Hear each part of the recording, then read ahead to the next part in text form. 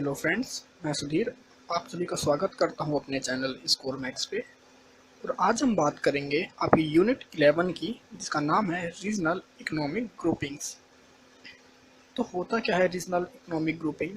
मतलब आप कंट्रीज़ का एक ग्रुप बना लेते हैं। किसके बिहाफ पे?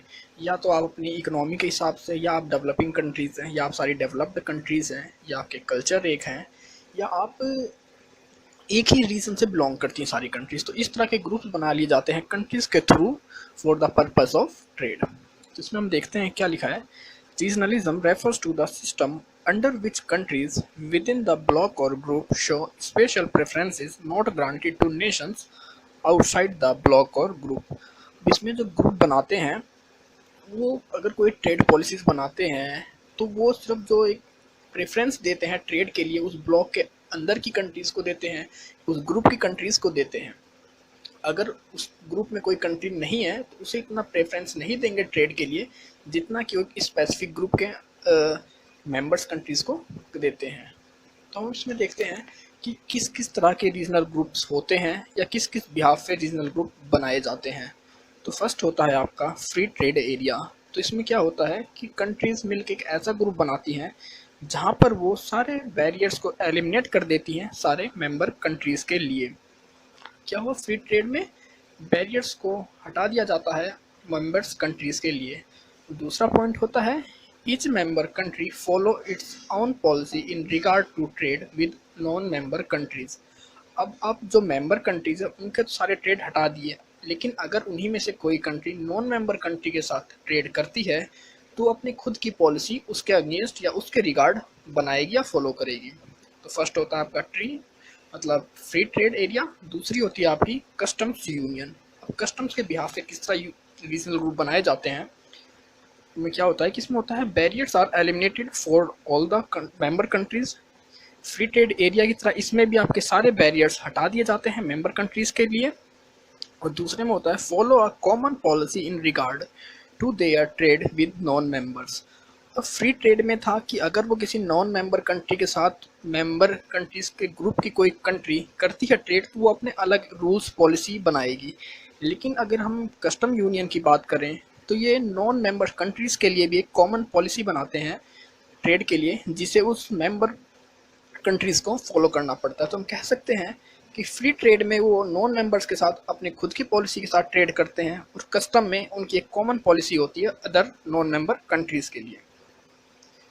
थर्ड होता है हमारा कॉमन मार्केट। इसमें देखते हैं कॉमन मार्केट में क्या होता है कि the region become a common market for all factors of production including labour services and capital. तो इसमें कहते हैं कि एक पूरे हम रीजन को एक कॉमन मार्केट बना देते हैं। मतलब कई कंट्रीज को कंबाइन करके हम कह सकते हैं कि कॉमन मार्केट हो गई किसके लिए? आपके लेबर्स के लिए, सर्विसेज के लिए, कैपिटल्स के लिए। तो ये आप समझ किस तरह सकते हैं इस चीज़ को कि free flow production factors like labour, technology, capital etcetera. क्योंकि अभी तक आप एक कंट्री में हैं तो आप उसी कंट्री में अपनी कैपिटल लगा सकते हैं, उसी कंट्री में आप एक प्लेस से लेकर दूसरे प्लेस जा सकते हैं। लेकिन जब कॉमन मार्केट हम रीजनल बना लेते हैं जिसमें आपका जो लेबर होता है वो उस मेंबर किसी भी कंट्रीज में आ जा सकता है, वहाँ की टेक्नोलॉजी एक दूसरी कंट्रीज में हम ट्रांसफ़र कर सकते हैं और एक मेंबर कंट्री दूसरी कंट्रीज के अंदर अपनी कैपिटल इन्वेस्ट कर सकती है। तो इस तरह हम कह सकते हैं कि कॉमन मार्केट एक तरह से पूरी ग्रुपिंग को या ग्रुप जितने कंट्रीज होते हैं उनके टोटल मार्केट को कंबाइन करके, उनके एरिया को कंबाइन करके कॉमन मार्केट बनाई जाती है जिसके अंदर उस मेंबर कंट्रीज कोई भी ट्रेड कर सकता है, अपने लेबर का एक कंट्री से दूसरी कंट्री में भेज सकता है या वहाँ से ट्रांसफ़र कर सकते हैं, टेक्नोलॉजी को हम ट्रांसफ़र कर सकते हैं और किसी भी दूसरी कंट्री में कैपिटल को इन्वेस्ट कर सकते हैं। फोर्थ आता है हमारा इकोनॉमिक कम्युनिटी। तो इस ग्रुप के अंदर कौन कौन से आते हैं हम देखते हैं कि the member countries follow common policies in respect of all economic matters. अब ऐसे कुछ ग्रुप्स बनाए जाते हैं जिनके इकोनॉमिक पॉलिसीज, इकोनॉमिक मैटर्स कह सकते हैं कि वो सेम पॉलिसी पे वर्क करते हैं। और इसमें सेम पॉलिसीज़ क्या हो सकती हैं? हो सकता है कि उन सब की कॉमन करेंसी हो, उन सब के कॉमन बैंकिंग पॉलिसी हो, उन सभी की सेम मॉनेटरी पॉलिसी हो।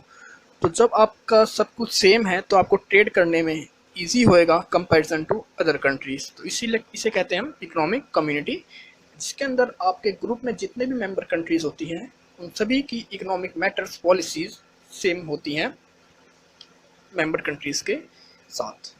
अब फिफ्थ आता है हमारा प्रीफर्ड ट्रेडिंग एग्रीमेंट्स। तो इसमें कौन सी कंट्रीज आती हैं या ऐसा कौन सा ग्रुप होता है, तो where the members countries lower barriers to imports of identified products from one another. अब इसमें से कुछ कंट्रीज होती हैं या कुछ प्रोडक्ट्स होते हैं, उन्हें वो देख लेती है हमें ये प्रोडक्ट है और हम इस कंट्री के साथ इसे इंपोर्ट करेंगे तो अपनी टैरिफ कम करते हैं। तो ऐसे कुछ ग्रुप्स, कुछ कंट्रीज मिलके जो किसी स्पेसिफिक प्रोडक्ट को इंपोर्ट एक्सपोर्ट में टैरिफ कम करते हैं या कह सकते हैं बैरियर्स को बहुत कम कर देते हैं, लेकिन सब प्रोडक्ट्स में नहीं, गिनती के कुछ कह सकते हैं हम सिलेक्टेड प्रोडक्ट्स के लिए, उसे कहते हैं हम प्रीफर्ड ट्रेडिंग एग्रीमेंट। टोटल ये 5 तरह के ग्रुपिंग बनाए जाते हैं। अब देखते हैं हम कि इन ग्रुप्स को बनाने का ऑब्जेक्टिव क्या होता है। तो सबसे पहला हमारा पॉलिटिकल ऑब्जेक्टिव्स, जिसमें क्या होता है कि to avoid future conflicts between countries, कि कह सकते हैं जैसे आप वर्ल्ड वॉर 2 हुआ था या वर्ल्ड वॉर 1 हुआ था, तो उसमें जो कंट्रीज थी यूरोपियन यूनियन की मैक्सिमम कंट्रीज थी, तो उन सभी का आपस में वॉर काफ़ी टाइम तक चला था और काफ़ी बड़े मात्रा में रिसोर्सेज का वेस्टेज हुई थी या लॉस हुआ था दोनों कंट्रीज़ को, या कह सकते हैं दोनों यूनियन की कंट्रीज़ को। तो ऐसी किसी भी कॉन्फ्लिक्ट से बचने के लिए कि फ्यूचर में ऐसा कोई कॉन्फ्लिक्ट ना हो, उन कंट्रीज़ ने आपस में एक ग्रुप बनाया। क्योंकि जब आप दो कंट्रीज़ आपस में काम करोगे, एक साथ आपकी पॉलिसीज़ होंगी, आपका बिजनेस एक साथ काम करेगा, दोनों मिल के जब किसी साथ प्रोजेक्ट पे एक साथ काम करोगे, तो आपके जो कॉन्फ्लिक्ट्स होते हैं कह सकते हैं वो अपने आप ख़त्म होते हैं। जब आप एक साथ काम करोगे तो आपके रिलेशंस अच्छे होंगे, पॉलिटिकल रिलेशंस आपके अच्छे होंगे। तो इसका पहला था पॉलिटिकल ऑब्जेक्टिव्स, कि दो कंट्रीज़ आपस में अपने पॉलिटिकल रिलेशंस को अच्छे करने के लिए, अपनी स्टेबिलिटी बनाने के लिए पॉलिटिकल इकोनॉमी में ग्रुप्स बनाती हैं। दूसरा आता है हमारा trade creation. One important benefit of tariff liberalisation at the regional level is trade creation. अब जब आपने ग्रुप बना लिए, हो सकता है कि अभी तक आप एक डेवलपिंग कंट्रीज थे और आप इतना इंपोर्ट नहीं कर पा रहे थे या एक्सपोर्ट नहीं कर पा रहे थे अदर कंट्रीज़ में, क्योंकि वहाँ पर डेवलप्ड कंट्रीज़ भी थी। लेकिन अब आपने ग्रुपिंग बना ली है, डेवलपिंग कंट्रीज़ का आपके पास ग्रुप है, तो अब आपके वहाँ जितनी भी कंट्रीज़ हैं वो सारी डेवलपिंग है, तो आपके प्रोडक्ट्स वहाँ पर ईजिली कह सकते हैं आप एक्सपोर्ट कर सकते हैं। और जब आप एक्सपोर्ट करोगे तब एक कंट्री से तो आप कनेक्टेड हो नहीं, क्योंकि उस ग्रुप की जितनी कंट्रीज़ हैं उन सभी के साथ आप उस ग्रुप के थ्रू कनेक्ट हो चुके हो। और जब आप ज़्यादा कंट्री के साथ कनेक्ट हो गए, आपकी डिमांड बढ़ेगी, तो सीधी सी बात आपका ट्रेड बढ़ेगा और ट्रेड कह सकते हैं कि ट्रेड को बढ़ावा मिलेगा या ट्रेड की शुरुआत होगी। दूसरा देखते हैं regional initiatives. There is a feeling among countries belonging to a same region that it is easier and better trade more with the countries in the region rather than outside the region। अब regional initiatives में क्या होता है कि जैसे आप अगर अभी किसी दूसरे स्टेट में जाते हैं और हो सकता है कि आप दूसरे स्टेट में गए तो आप अपने स्टेट्स के पर्सन्स को, पीपल्स को वहाँ देखते हैं, तो आपको लगता है कि हाँ ये शायद ये हमारे जैसा ही है, हमारी स्टेट से बिलोंग करता है या हमारी लोकल एरिया से बिलोंग करता है। तो उन दोनों के अंदर कह सकते हैं उन दोनों पर्सन्स के बीच में रिलेशंस बहुत अच्छे होते हैं, क्योंकि उन्हें कनेक्ट क्या करता हूँ ना, उनका एक रीज़न होता है, एक सिटी होती है, एक कल्चर होता है जो उन दोनों को कनेक्ट करता है आपस में।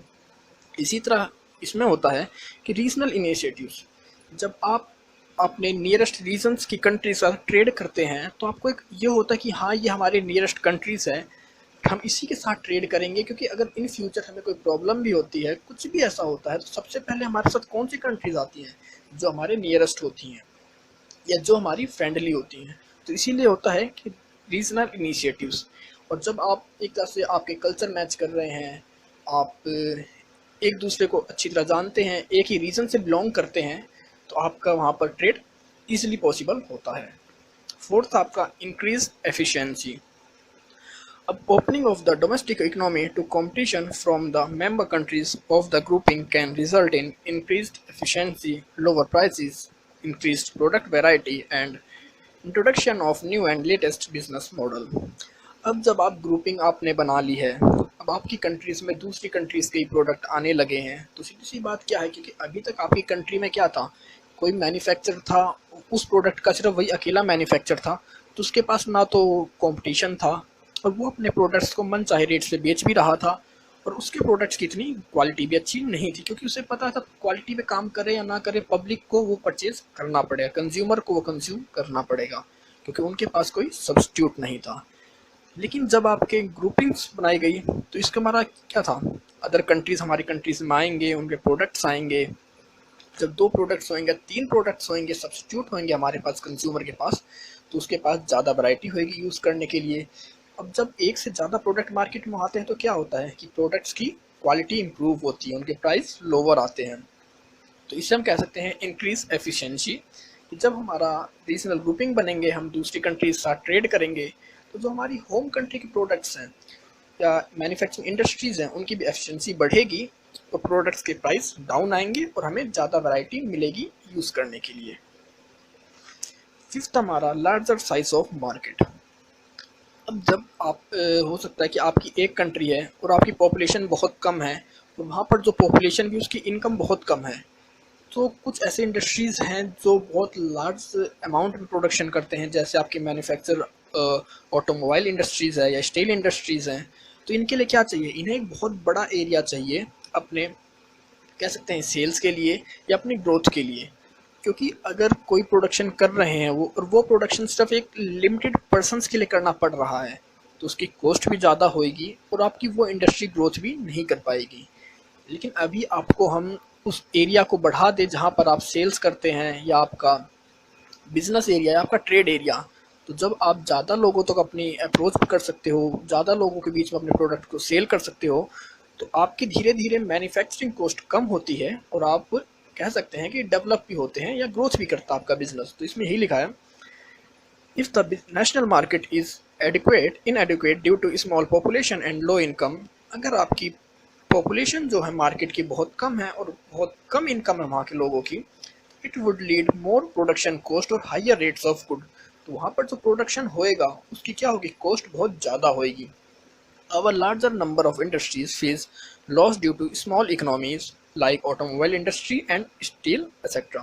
तो इससे क्या होगा कि जो इंडस्ट्री बड़े लेवल पे बिजनेस करती हैं, बड़े लेवल पे मैन्युफैक्चरिंग करती हैं, मैन्युफैक्चर तो बहुत बड़े लेवल पे कर लिया, लेकिन कंज्यूमर ही नहीं है उनके पास कि उस चीज़ को कंज्यूम कर सके, तो उन्हें लॉस उठाना पड़ेगा। तो इन सभी प्रॉब्लम्स को सोल्व आउट करने के लिए रीजनल ग्रुप्स को बनाया गया, या इसके ऑब्जेक्टिव थे रीजनल ग्रुप को बनाने के। अब देखते हैं हम कि रीजनलिज्म और मल्टीलैटरलिज्म में डिफरेंस क्या होता है। हमारी प्रीवियस यूनिट थी मल्टीलैटरलिज्म, अगर आपने अभी तक नहीं कवर करी है, नहीं पढ़ा है, तो आप प्रीवियस वीडियोस में जाके उसे ले सकते हैं या उसे देख सकते हैं। तो सबसे पहली बात, मल्टीलैटरलिज्म क्या होता है कि multilateralism refers to the system under which business enterprises from different countries can trade with each other under the condition of fair equitable competition. तो इसमें क्या था कि मल्टीलैटरलिज्म में जो भी WTO के मेंबर्स थे, वो हर कंट्रीज़ के साथ ट्रेड कर सकते थे जो उसकी मेंबर कंट्रीज़ थी, एक इक्विटेबल कंपटीशन के अंदर, और एक फेयर कंपटीशन जिसे हम कह सकते हैं कि कुछ रूल्स को फॉलो करके उसकी हर मेंबर कंट्री के साथ ट्रेड कर सकते थे। लेकिन रीजनलिज्म में क्या होता है, regionalism refers to the system under which countries within the bloc show special preferences not granted to nations outside the bloc. लेकिन अब रीजनलिज्म में क्या हुआ कि इसमें सिर्फ उन्हीं को प्रेफरेंस दे सकते हैं, आप उन्हीं के साथ ट्रेडिंग कर सकते हैं कि जो आपके ब्लॉक में या आपके ग्रुप के अंदर आपके कंट्रीज आती हैं, जो आपने ग्रुप क्रिएट किया है रीजनलिज्म के बिहाफ पे। तो मल्टीलैटरलिज्म क्या कह सकते हैं कि एक तरह से बहुत बड़ी टर्म है, क्योंकि इसके अंदर बहुत ज़्यादा कंपनीज या बहुत ज़्यादा कंट्रीज आती हैं, और रीजनलिज्म में एक लिमिटेड कंट्रीज आती हैं जो एक रीजन से रिलेटेड होती हैं, बस। दूसरा पॉइंट हमारा, trade is based on principle of non discrimination. अब मल्टीलैटरलिज्म में क्या हुआ, एक पॉलिसी आ गई और उसके हर मेंबर्स के लिए आपकी सेम पॉलिसी है। अगर आपकी कंट्री में कोई एक्सपोर्ट करता है, इंपोर्ट करता है, तो आप उसके प्रोडक्ट के साथ डिस्क्रिमिनेशन नहीं कर सकते, आपको उसी तरह ट्रीट करना पड़ेगा उसके प्रोडक्ट को, या उसके अगेंस्ट पॉलिसीज़ को वही बनानी पड़ेगी जो आपकी डोमेस्टिक इंडस्ट्री को फॉलो करनी पड़े, या आपके जिस तरह डोमेस्टिक प्रोडक्ट सेल करते हैं आप, या उनके आपका जो नेचर है, बिहाफ है आपका, सेम आपका फॉरेन प्रोडक्ट्स के हिसाब से आपका रहेगा कि आप फॉरेन और डोमेस्टिक प्रोडक्ट में कोई भेदभाव नहीं करेंगे। लेकिन रीजनलिज्म में क्या होता है कि trade is based on principle of discrimination. अब रीजनलिज्म में क्या होता है कि अगर मेंबर कंट्रीज अदर कंट्रीज के साथ ट्रेड करती हैं जो उसकी मेंबर नहीं है, तो वो उनके लिए एक अलग ही पॉलिसी बनाते हैं, अलग ही टैरिफ्स होती हैं उनके और अलग ही कोटाज होते हैं। तो ये क्या करते हैं, इससे भेदभाव करते हैं जो नॉन मेंबर कंट्रीज के साथ ट्रेड में। तीसरा पॉइंट हमारा, the member are bounded to grants as favour to each other as they give any other countries. अब इसमें क्या होता है मल्टीलेटरलिज्म में कि ऑल मेंबर्स को एक तरह बाध्य होते हैं, बाउंड होते हैं किस चीज़ के लिए, कि हर कंट्रीज़ को एक favourable condition they, environment they trade के लिए अपनी कंट्रीज़ में, जैसा कि वो हर किसी को देते आए हैं। ये नहीं है कि वो एक मेंबर कंट्री को अलग नेचर दे रहा है, अलग इन्वायरमेंट दे रहा है ट्रेड के लिए और दूसरी को अलग। लेकिन अब रीजनलिज्म की बात करें तो countries within bloc show special preferences not granted to all members. अब इसमें क्या रखा है कि जो ब्लॉक के अंदर हैं उनके लिए तो एक अलग, तो कह सकते हैं कि अलग फेवरेबल इन्वायरमेंट प्रोवाइड कराते हैं, लेकिन जो उसके बाहर के हैं उनके लिए वो उनकी पॉलिसीज अलग बेस होती है। तो कह सकते हैं कि मल्टीलेटरलिज्म में सबके लिए सेम इन्वायरमेंट होता है ट्रेड का, लेकिन रीजनलिज्म में इसके अपोजिट होता है। फोर्थ पॉइंट है, to the maximum extent possibility protection has to be provided through tariffs only. अब मल्टीलैटरलिज्म में आप प्रोटेक्शन के लिए हमें क्या प्रोवाइड किया गया था, सिर्फ हम टैरिफ लगा के अपने आप को सिक्योर कर सकते थे, अपने इंडस्ट्री को सेफ गार्ड कर सकते थे, but with in a limit. हमें एक लिमिट दे दी गई थी टैरिफ्स की कि आप इससे ज़्यादा नहीं लगा सकते। लेकिन रीजनलिज्म में protection is often provided through quantitative restrictions as well as tariffs.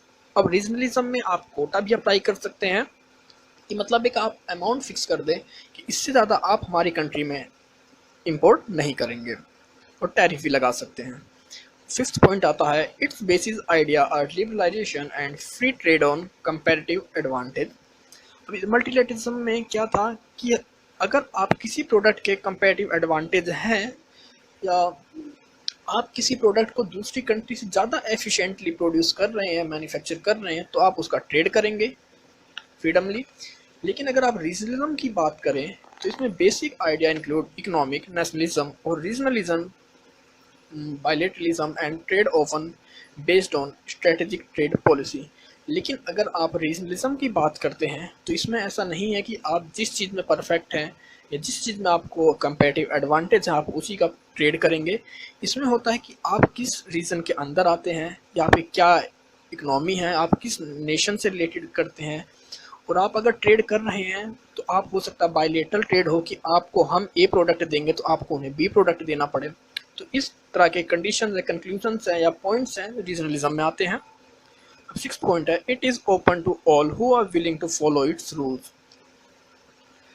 अब इसमें क्या होता है मल्टीलेटरलिज्म में कि जो भी WTA के रूल्स, गाइडलाइंस, पॉलिसी को फॉलो करता है वो इसे कह सकते हैं ज्वाइन कर सकता है या इसका मेंबर बन सकता है। लेकिन रीजनलिज्म में ऐसा नहीं होता है कि the regional group functions as an exclusive club that generates a them versus us psychology.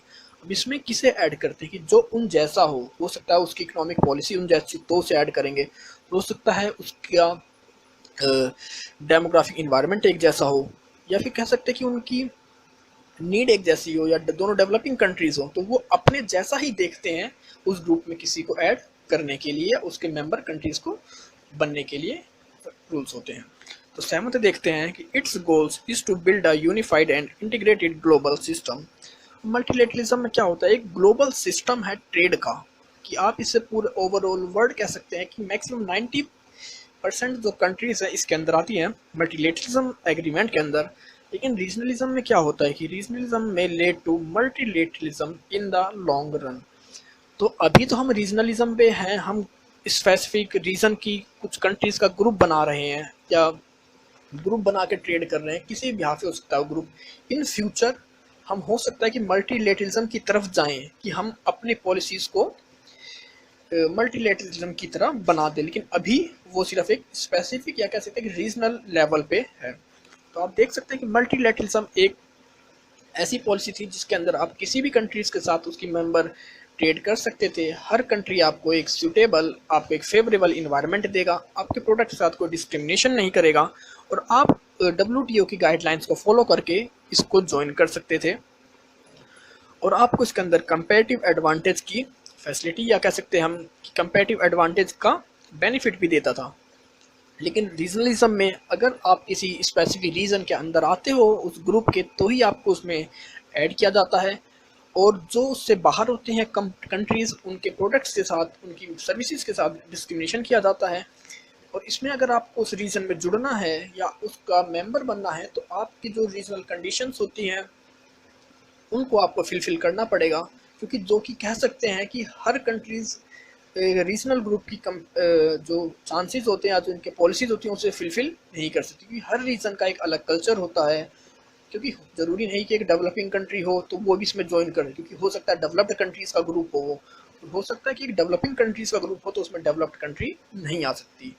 तो मल्टीलेटरल एक तरह से कह सकते हैं बहुत बड़े लेवल पे काम करता है, ग्लोबल इसका सिस्टम है, और रीजनलिज्म एक तरह से रीजनल लेवल पे काम करता है। अब इसके इम्पैक्ट क्या हुए हमारी इकोनॉमी पे या उन कंट्रीज़ पे जिन्होंने रीजनलिज्म को अपनाया। अब देखते हैं फर्स्ट पॉइंट हमारा, trade diversion. Trade diversion is a situation where as an outcome of the formation of a regional grouping trade with non-member countries is diverted to member countries। अब क्या हुआ कि पहले तो ए बी सी तीन countries थी हमारे पास, वो तीनों अपना ट्रेड कर रही थी। अब ऐसा हुआ कि उन कंट्रीज ने क्या किया, अपना एक ग्रुप बना लिया। अब उस ग्रुप में क्या होगा आप देख सकते हैं, देखिए जैसे आपके पास पहले ए कंट्री थी और एक कंट्री आपकी बी थी और एक कंट्री आपके पास सी थी। पहले तो ये तीनों एक दूसरे से ट्रेड कर रहे थे, क्योंकि अभी इनके अंदर कोई ग्रुप नहीं बन रखा था, तो हर किसी को हर प्रोडक्ट अवेलेबल ईजिली हो रहा था और ईजिली इनके बीच में एक्सपोर्ट इंपोर्ट हो रहा था। तो क्या हुआ, ए और बी ने मिलकर ग्रुप क्रिएट कर लिया, एक रीजनल ग्रुप बना लिया अपना। अब ए और बी ने अपना जब ग्रुप बना लिया तो इनके बीच में कोई हमारा टैरिफ नहीं लगेगी, कोई रेस्ट्रिक्शंस नहीं होगी। तो क्या होगा कि अब जो बी ट्रेड सी के साथ कर रहा था, क्योंकि जब बी को सी से ट्रेड कर रहा था तो उसे पॉलिसीज टैरिफ्स पे करनी पड़ रही थी, ड्यूटीज पे करनी पड़ रही थी, तो अपना जो यहाँ का ट्रेड था उससे वो डाइवर्ट करके अब ए के साथ करने लगा। तो इस कंडीशन में देख सकते हैं कि अब जो ट्रेड था वो सिर्फ ए और बी के बीच में हो गया, और जो सी कंट्री थी उसका ट्रेड एक तरह से बंद हो गया बी के साथ। ट्रेड डाइवर्सन इसे कहते हैं। Trade creation is a situation where as outcome of the formation of a regional grouping there is increased trade with non-member countries. The formation of regional grouping lead to increased prosperity of the member countries, and in turn it gets reflected in the increased trade with non-member countries। अब जब आप कह सकते हैं कि आपने regionalism अपने group बना लिए, अब आपके पास हो सकता है ए हो, आपके पास बी कंट्री हो। पहले तो ये दोनों कंट्रीज़ क्या थी, एक डेवलपिंग कंट्रीज़ थी, क्योंकि फिर जब डेवलपिंग कंट्रीज़ थी तो डेवलप्ड कंट्रीज़ के साथ ट्रेड नहीं कर पा रही थी, या उनके प्रोडक्ट्स के साथ अपने प्रोडक्ट्स को कंपेयर या कम्पीट नहीं कर पा रही थी। लेकिन अब जब इन दोनों ने ग्रुप बना लिया, दोनों डेवलपिंग कंट्रीज़ हैं, तो इन दोनों के प्रोडक्ट्स सेम होंगे, दोनों की टेक्नोलॉजी काफ़ी हद तक सेम होगी, तो दोनों के प्रोडक्ट की जो कस्टम क्वालिटी भी काफ़ी हद तक सेम होगी। तो यहाँ पर क्या होगा, हमारा ट्रेड बढ़ेगा, ट्रेड क्रिएट होएगा किसके थ्रू, हमारा जो रीजनल पॉलिसी हमने अपनाई थी उसके थ्रू। तो उसके ये तो एक दूसरा इम्पैक्ट हुआ कि हमारा ट्रेड क्रिएट होने लगा, हमारा ट्रेड डाइवर्जन हो गया। अब थर्ड आता है हमारा economics of scale and ease of entry.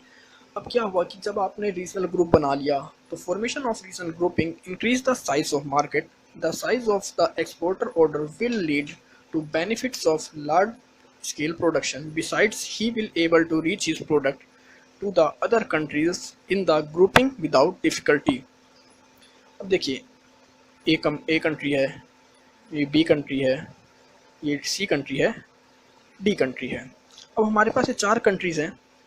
अब पहले तो अगर इनके साथ किसी को ट्रेड करना पड़ेगा तो ए के साथ, डी के साथ अलग पॉलिसी के साथ ट्रेड करता था, सी के साथ अलग पॉलिसी के साथ ट्रेड करता था, और बी के साथ अलग, सबके साथ वो अलग अलग पॉलिसीज़ पे अलग अलग इनके जो रूल्स थे उसे फॉलो करके इनके साथ ट्रेड करता था।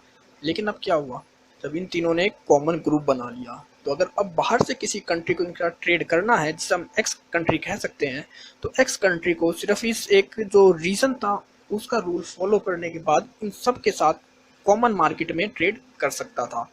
तो कह सकते हैं कि हमारी जो अप्रोच थी कंट्रीज़ के साथ, तो वो भी बढ़ गई काफ़ी, क्योंकि अब हमें हर कंट्री के रूल्स रेगुलेशंस फॉलो नहीं करने पड़ते थे, हमें सिर्फ उस रीजन का एक सिंपल रूल रेगुलेशन फॉलो करके हम उसके अंदर की सारी कंट्रीज के साथ ईजिली ट्रेड कर सकते थे। अब आता है हमारा fourth point, merger and acquisitions. अब मर्जर एंड एक्विजिशंस क्या होता है? जब आपके ग्रुपिंग बन गए, आप एक दूसरी कंट्री के साथ ट्रेड करने लग गए, तो आपका मर्जर्स भी, क्योंकि अब जब आप ट्रेड कर रहे हैं, टेक्नोलॉजी ट्रांसफर कर रहे हैं, तो मर्जर में क्या होता है कि आप दो कंट्रीज की कोई कंपनी मिलके हो सकता है किसी नई एंटिटी को डेवलप कर दें, या फिर एक कंट्री कंपनी दूसरी कंट्री कंपनी को परचेज कर ले या एक्वायर कर ले, तो वो भी इससे होने लगा, इसका इम्पैक्ट पड़ा।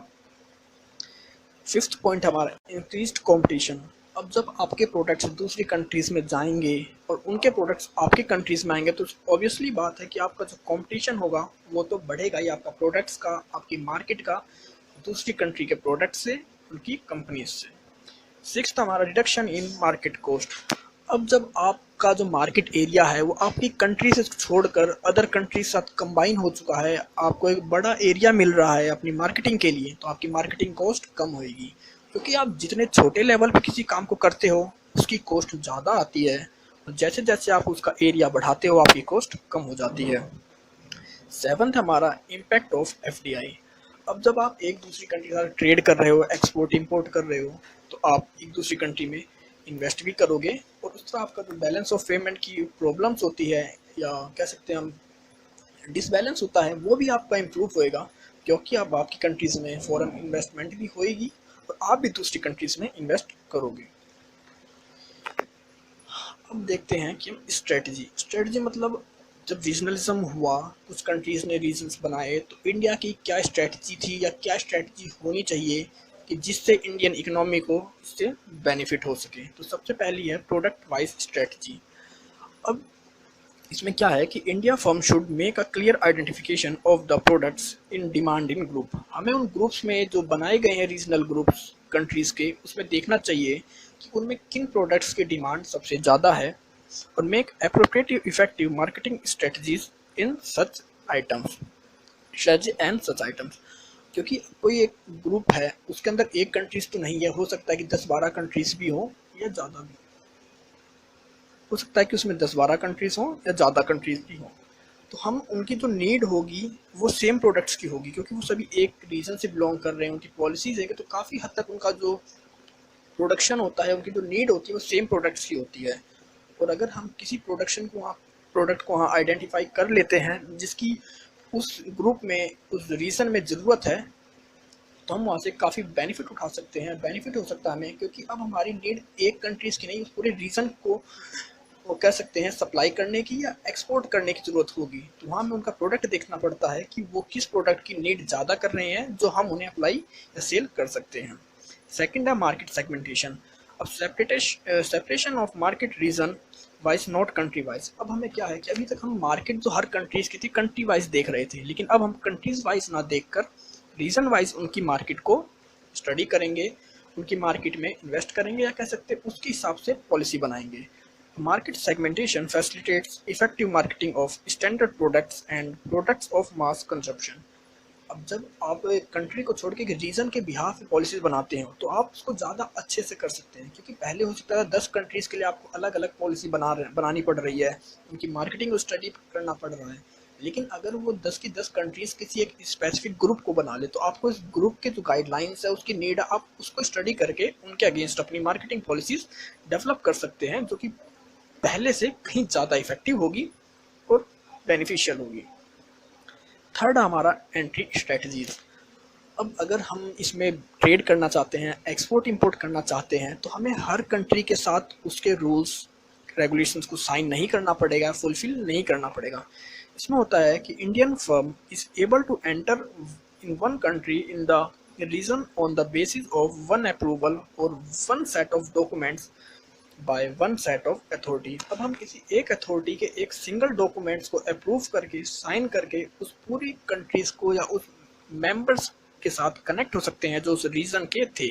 तो क्या हो गया, इसमें हमारी जो एंट्री हो गई, एंट्री स्ट्रेटजी होगी, बहुत ईजी हो गई पहले कंपैरिजन, क्योंकि हमारी क्या होगी कि ईजी होगी, क्योंकि अब हमारा क्या है कि पहले हम अलग अलग कंट्री के साथ ट्रेड करते, तो हमें सबके guidelines, rules, regulations, tariff, non tariff, duty सबको पढ़ना पड़ता था। लेकिन इसमें क्या है कि अगर हम उसमें एंट्री कर जाते हैं, तो हमें एक बहुत ही सिंपल वे में ट्रेड कर सकते हैं उनके साथ। और एंट्री भी सिंगल, आपका सिर्फ एक अथॉरिटी है जो रीजन की मेन अथॉरिटी होती है, रीजनल ग्रुपिंग की अथॉरिटी होती है, उसके हम रूल्स को साइन करके या उनके रेगुलेशंस को अप्रूव करके उसमें एंटर ले सकते हैं। फोर्थ है आपका एफडीआई। अब एफडीआई क्या होता है कि फॉरेन डायरेक्ट इन्वेस्टमेंट, क्योंकि अगर आपको एफडीआई की ज़रूरत है, आपको नीड है, तो आप इन कंट्री से कनेक्ट हो सकते हैं। क्योंकि अब आपकी जो अप्रोच होती है, पहुंच होती है, वो एक कंट्री से कहीं ज़्यादा होती है, क्योंकि ग्रुप है, ग्रुप में क्या होती है, बहुत सारी कंट्रीज होती हैं जिनके साथ आप सीधे कनेक्ट हो सकते हैं एक्सपोर्ट और इम्पोर्ट के मीडियम से। अब as a result of regional grouping the size of market increases manifold. अब जब आप कनेक्ट होंगे तो आपका जो मार्केट साइज है वो इंक्रीज होएगा, वो बढ़ेगा। To top the growing markets of its products the Indian firm में डिसाइड टू बिकम मल्टीनेशनल। अब आप कंपनी, अगर आपकी कंट्रीज है इंडियन फर्म्स, अगर वो मल्टीनेशनल बनना चाहती हैं तो उन्हें इसका पार्ट बनना चाहिए, क्योंकि इसके अंदर वो जाकर एक कह सकते हैं एक अप्रूवल के साथ या कह सकते हैं एक डॉक्यूमेंट को वेरीफाई या साइन करने के बाद बहुत सारी कंट्रीज के साथ जुड़ सकती हैं, बहुत सारी कंट्रीज में अपने ऑपरेशंस कर सकती हैं रिगार्डिंग टू ट्रेड। तो गाइस चैप्टर आपका ख़त्म होता है। आई होप आपको समझ में आया होगा। अगर आपको कुछ समझ में नहीं आया है तो आप कमेंट सेक्शन में कमेंट कर हमसे पूछ सकते हैं। तो जल्दी मिलते हैं नई वीडियो के साथ, तब तक के लिए टेक केयर, बाय फ्रेंड्स।